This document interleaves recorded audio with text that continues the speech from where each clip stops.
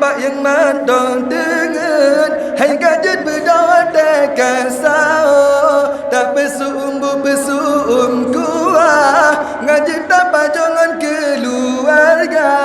Hai ibu bapak yang mantong teget, hai kajir berdoa teka sahur, tak besuum koa, ngajin apa jangan keluarga.